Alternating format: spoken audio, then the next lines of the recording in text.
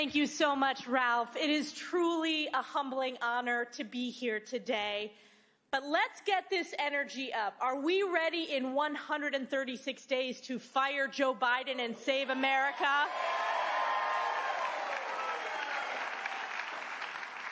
Are we ready to re-elect my good friend and your good friend, President Donald J. Trump?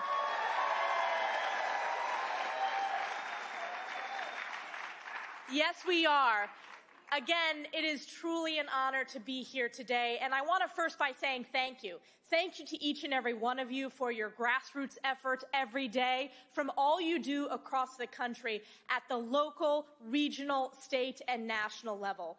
This is the most important election in our lifetime. We know that this election is different, that the stake of our nation, the protection of our Constitution, are on the ballot this November. We have to leave everything on the field to save our great nation and save the American dream. And President Trump is the only one who will be able to get that done.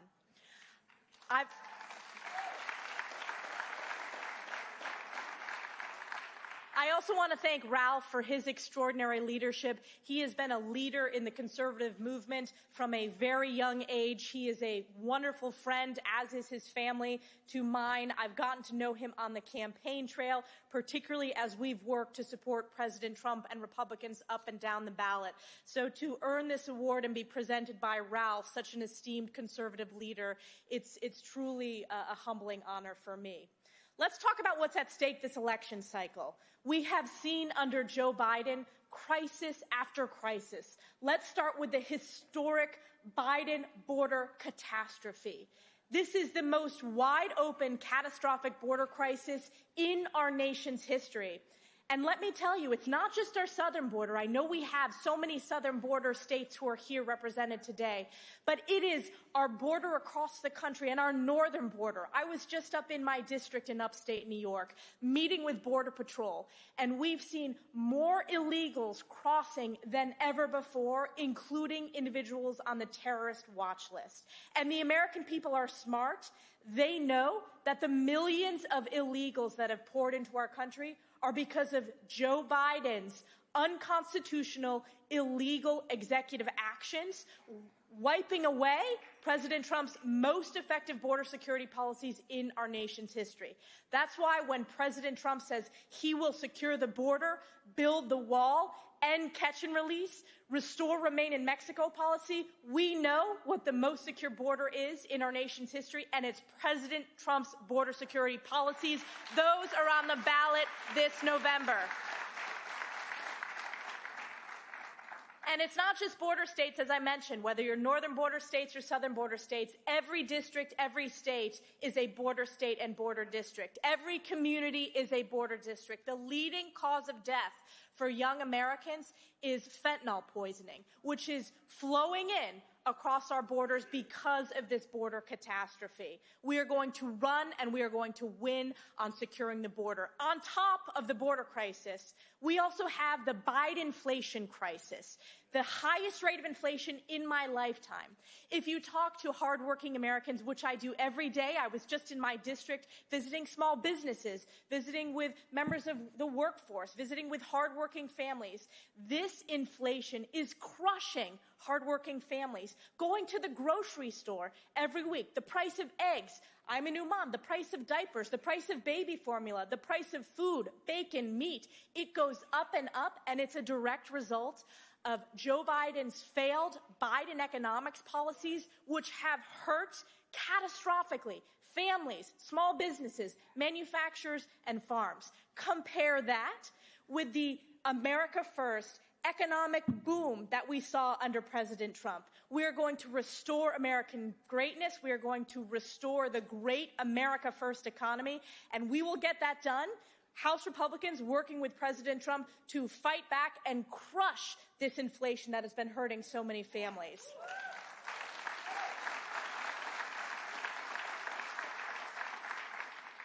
And we also, and this is tied to the economic crisis we're seeing, the inflation crisis under Joe Biden, the energy crisis. On day one, Joe Biden declared war on American energy independence, and hardworking Americans are footing the bill. We're paying more for utilities, paying more at the pump. All of those energy costs continue to go up. We're having to rely on un-American energy. We must be the energy leader in the world. We know that under President Trump on day one, we will unleash American energy independence. The hundreds of thousands of jobs that come from that, the billions of economic growth that come from those policies, we will get that done. We also have a catastrophic crime crisis, and I can speak to that from a traditionally blue state like New York, where we have seen Democrats that control all levers of government advocate for defunding the police, for failed bail reform, which allows violent criminals to return back to our streets. We have a crime crisis in places like San Francisco, New York City, other places across America. But what the American people are seeing through is this, at the same time as this catastrophic crime crisis, we're seeing the illegal weaponization of our courts and radical district attorneys like Alvin Bragg going after Joe Biden's chief political opponent, that is Donald J. Trump. It is a form of election interference. It is illegal. It is unconstitutional.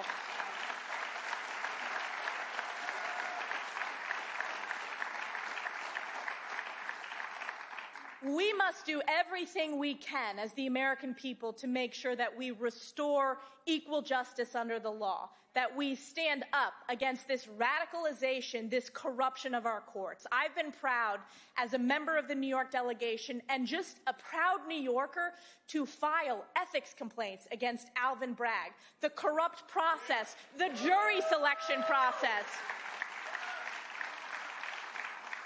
Think about this.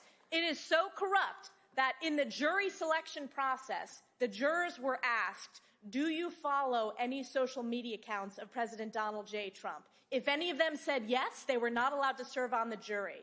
They were not asked that about Joe Biden.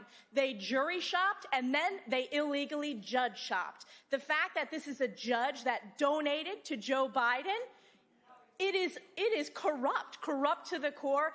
And on top of that, the judge's direct family members are some of the chief fundraisers for radical Democrats like Adam Schiff, fundraising off of this illegal lawfare court case going after President Donald J. Trump.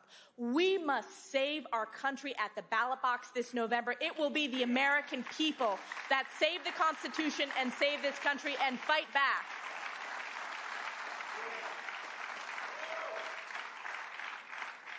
And I will tell you, this is part of the reason why recently you've seen President Trump gaining in poll after poll. He is ahead in every swing state. But importantly, even states like New York, Democrats are in big, big trouble. President Trump is within single digits in New York State, and we are proud as New Yorkers that no state flipped more House congressional seats than New York State from Democrat to Republican. We will continue to go on offense to build this majority and send Democrats packing.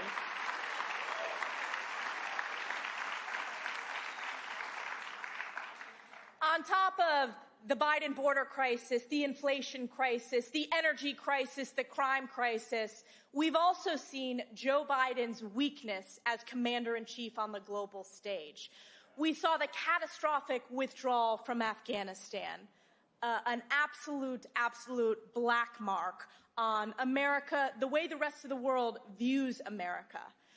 We then saw Israel, our most precious ally, under attack from the vicious Iranian-backed Hamas terrorists, leading to the deadliest day for the Jewish people since the Holocaust. And what have we seen from Joe Biden? What have we seen from this White House? We have seen anti-Israel policies. They have turned their back on our most precious ally, and I am very proud that President Trump, if you look at our greatest defender of Israel from the White House, it was President Trump. The Abraham Accords, the embassy to Jerusalem, support for Israel, the Iron Dome support. And I recently had the opportunity to deliver remarks in the Jerusalem room at the Knesset. And I'm very proud over my lifetime, even before I was in Congress, I am proud to be a lifetime supporter of Israel. I had the opportunity to, and I know you are as well, and America is as well. I had the opportunity to travel to Israel when I was an undergraduate. I had the opportunity to travel when I was a young professional, and I have been there many times as a member of Congress. And it is more important than ever that the United States, that America shows moral leadership and standing with Israel. There should be no equivocation, no daylight when it comes to U.S. support for Israel.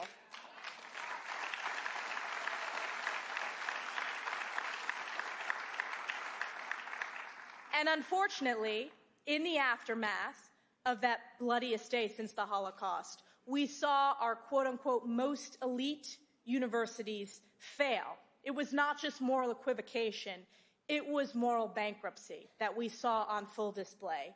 Now, I want to ask you, did you see that committee hearing clip? Yes. The world saw that committee hearing clip, and I want to take you into that committee hearing.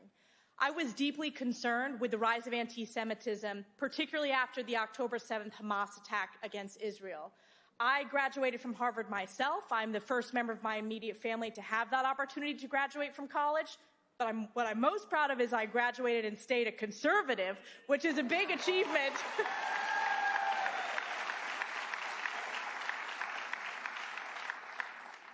So I encouraged my colleague, Chairwoman Virginia Foxx, that we needed to have a hearing to address and combat this rise of anti-Semitism on our college campuses. And she agreed. We had the hearing with university presidents from MIT, from Penn, and from Harvard. And throughout the hearing, we did not get a lot of direct answers. They were trying to avoid answering our questions. The question that is now the most viewed testimony in the history of the United States Congress, that was the last question of the committee hearing. It was not my prepared question. I thought, how can I ask this question in a moral way to force a yes answer? And that question was this: does calling for the genocide of Jews violate your university's code of conduct? And one after the other said, it depends on the context. And the world heard. We know it does not depend on the context. We know that that is not reflective of American values. UPenn's president was forced to resign within 48 hours. It took a month. Harvard president was forced to resign as well. And we have a message for higher ed. 2 down, so many to go. We will continue.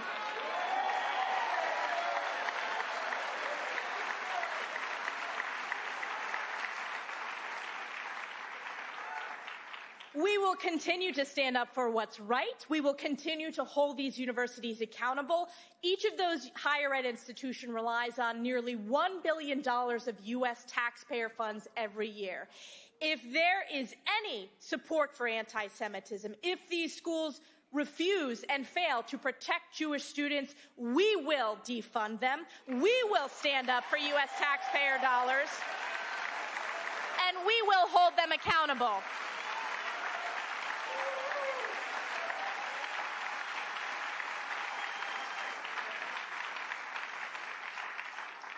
And it's not just looking at U.S. taxpayer dollars. We are very focused on the foreign funding piece. If you look at the amount of foreign funding from adversaries that are flowing into our higher ed institutions, it made news just this week. Those universities are not disclosing, according to the law, how much money they're receiving from these foreign countries. That needs to be fully transparent for the American people. These are American institutions.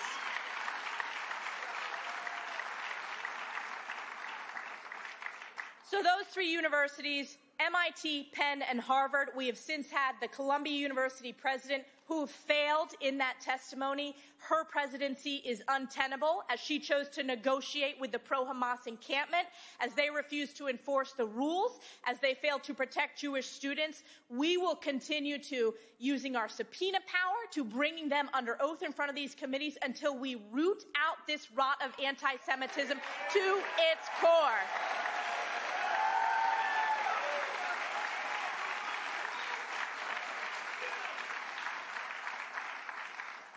So again, I am just so grateful to have had the opportunity to speak with you today. I'm very proud to serve as House Republican Conference Chair. My goal every single day is to make sure House Republicans are unified, that we are focusing on the issues that matter to the American people, that we are going on offense, communicating our positive message of making America great again and the America First movement.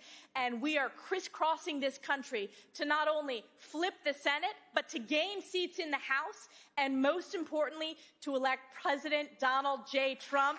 Thank you very much for the opportunity to be here. Thank you to the Faith and Freedom Coalition for this award. Great to see you, Billy Long. Thank you.